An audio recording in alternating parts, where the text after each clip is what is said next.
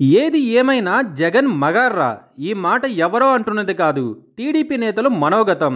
ఇచ్చిన మాట కోసం ఎంత దూరమైనా, అది ఎంతటి కష్టమైనా ఆ మాటను నిలబెట్టుకునే తత్వం వైఎస్ఆర్ కుటుంబంలో మొదటి నుంచి ఉంది. జగన్ సైతం ఇచ్చిన మాట కోసం చాలానే చేసి చూపించారు. దానికోసం ఆయన రాజకీయంగా చాలానే వదులుకున్నారు. అయినప్పటికీ ఏనాడు బాధపడింది లేదు. జగన్ ఓడిపోయి గెలిస్తే చంద్రబాబు అనుకో గెలిచి ప్రజల్లో ఓడిపోయారు. చంద్రబాబు చెప్పింది చేయడని మొదటి నుంచి ఆయనకున్నదే. సరిగ్గా ఇప్పుడు అదే జరిగింది. ఎన్నికల సమయంలో భారీ హామీలిచ్చి వాటిని అమలు చేయడానికి నానా తంటాలు పడుతోంది చంద్రబాబు ప్రభుత్వం.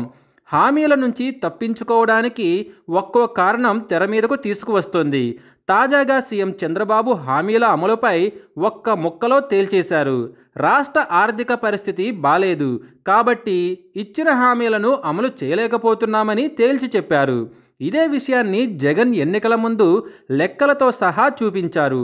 రాష్ట్ర బడ్జెట్కు చంద్రబాబు ఇచ్చిన హామీలకు ఎక్కడా కూడా లెక్క సరిపోవటం లేదని, రాష్ట్ర బడ్జెట్ కన్నా ఇచ్చిన హామీల లెక్కలే ఎక్కువగా ఉన్నాయని జగన్ చెప్పడం జరిగింది. సరిగ్గా ఇప్పుడు అదే జరిగింది. రాష్ట్ర ఆర్థిక పరిస్థితి మెరుగుపడిన తర్వాత హామీలు అమలు చేస్తామని చంద్రబాబు చెప్పుకొచ్చారు. దీన్ని బట్టి చూస్తే ఎన్నికల సమయంలో ఇచ్చిన హామీలు చేయటం కష్టమే అనే అభిప్రాయం వ్యక్తమవుతోంది. ఎన్నికల చివరి ఏడాదిలో హామీలు అమలు చేసి చంకలు గుద్దుకునే ప్రయత్నాలు జరుగుతున్నట్లు తెలుస్తోంది. అయితే హామీలను అమలు చేయడానికి జగన్ కారణాలు ఎప్పుడూ వెతకలేదు. ప్రతి పథకానికి ఓ తేదీని పెట్టి మరీ పథకాలను అమలు చేసిన ఘనత జగన్కే దక్కుతోంది. పైగా కరోనా వంటి కష్టకాలంలో కూడా పథకాలను టైంకి ఇచ్చారు జగన్. కానీ ఇప్పుడు అలాంటి విపత్కర పరిస్థితులు ఏమీ లేవు. అయినా పథకాలను అమలు చేయటానికి నానా పాట్లు పడుతున్నారు. దీనికి తోడు బీజేపీ తోడు కూడా రాష్ట్ర ప్రభుత్వానికి ఉంది.